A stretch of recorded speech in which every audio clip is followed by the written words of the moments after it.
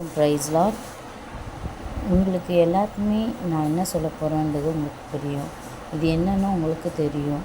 உலகத்தார் பார்க்குற எல்லாருக்குமே இது என்ன நோட்டு அப்படின்றது உங்களுக்கு எல்லாருக்குமே தெரியும். இது என்னன்னா இது காசு, உங்களுக்கு தெரியும் இல்லைங்களா? இந்த பணம் வேதத்தில் சொல்லப்படுகிறது. பணம் எல்லா தீமைக்கும் வேறாய் காணப்படுகிறதாம். நம்ம எல்லாருமே என்ன பண்ணுறோன்னா, நம்மளுக்கு இந்த பணம் வேணுமா, இந்த வேதம் வேணுமான்னு கேட்டால் எல்லாருமே சொல்கிற ஒரே வார்த்தை, எனக்கு இந்த பணம் தான் வேணும்னு சொல்லுவாங்க. ஆனால் நம்மளை கொண்டு போகிறது என்றைக்குமே இந்த பணம் நம்மளை ஜீவ வழிக்கு கொண்டு போகாது. நீங்கள் வேதத்தில் சொன்ன பிரகாரம் என்னென்னா, பணம் எல்லா தீமைக்கும் வேறாய் காணப்படுகிறது. அப்பேற்பட்ட பணத்தின் நிமித்தம் எத்தனையோ பேர் வேதத்திலையும் சரி, உலகத்தாரில் பணம் அதிகமாய் வைத்திருக்கிறவர்கள் அதை எப்படி செலவு பண்ணுறதுன்றது அவங்க தெரியாமல் அதை செலவழித்து கொண்டு இருக்கிறாங்க.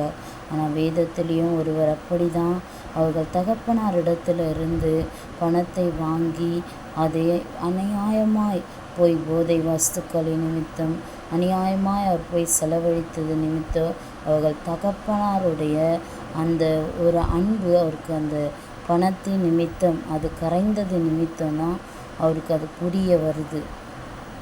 அதுபோல தாங்க எல்லாருடைய வாழ்க்கையிலும் நம்ம வாழ்க்கையில் என்னென்னா, நம்ம வேதத்தை பிடிச்சோம்னா நம்ம தேவன் நமக்கு எல்லாவற்றையும் நன்மையான எல்லாவற்றையும் அவர் தர வல்லவராக இருக்கிறார்.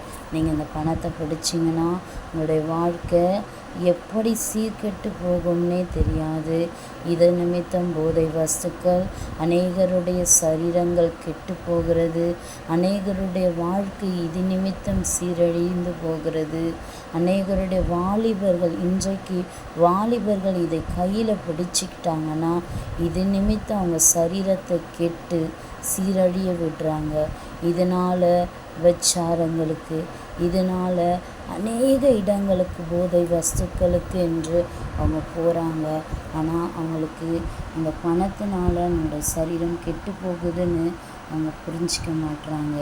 ஆனால் இந்த வேதத்தை நம்ம பிடிச்சிக்கிட்டோம்னா என்றைக்குமே சரிங்க, இந்த வேதம் நம்மளை கெட்ட வழிக்கு கொண்டு போகவே போகாது.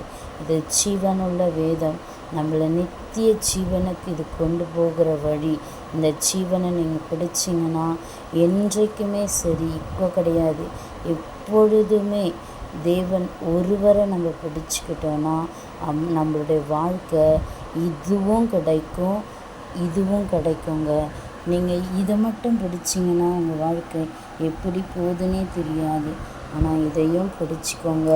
தேவன் உங்களுடைய வாழ்க்கையில் நன்மையானவைகளை அவர் செய்ய வல்லவராக இருக்கிறார். நீங்கள் என்ன பண்ணணும்னா, தேவனிடத்தில் நீங்கள் கேட்குற ஒரே காரியம், அப்பா நான் அந்த பணத்தை நோக்கி போகக்கூடாதுப்பா, உங்கள் வேதத்தை நோக்கி நான் வரணும் டாடி.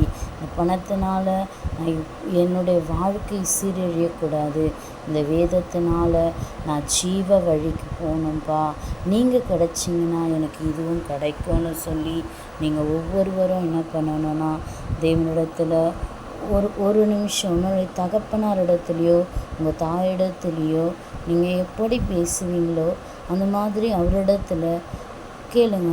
ஏசப்பா நான் இதை நோக்கி போகக்கூடாது, இதனால் என்னுடைய வழி சீர்கெட்டு போகும், இந்த வழியை நான் பிடிச்சேன்னா எனக்கு போகிற வழியெல்லாம் கரடு முரடாக இருந்தாலும் ஆனால் நான் போய் சேருகிற இடம் நித்திய ஜீவனாக இருக்கும். அந்த இடம் முழுவதுமாய் தங்கத்தின் நிமித்தம் நிறைந்து காணப்படும். அப்பேற்பட்ட ஜீவ வழி எனக்கு கொடுங்க. நான் இப்போ மனுஷனாக இந்த உலகத்தில் எத்தனையோ காரியங்கள் செய்திருக்கலாம். இந்த வாழ்க்கை எனக்கு நான் உங்களை மட்டும்தான் பிடிச்சிப்பேன்னு சொல்லி அவரை நீங்கள் இருக்க பிடிச்சிங்கன்னா என்றைக்குமே சரிங்க, உங்களோட வாழ்க்கை சீரழிந்தும் போகாது, உங்கள் வாழ்க்கை வழி விலகியும் போகாது. ஒருவரை பிடிச்சிக்கோங்க. தேவன் உங்களுக்கு நன்மையான ஈவுகளை செய்வார். ஆமென்.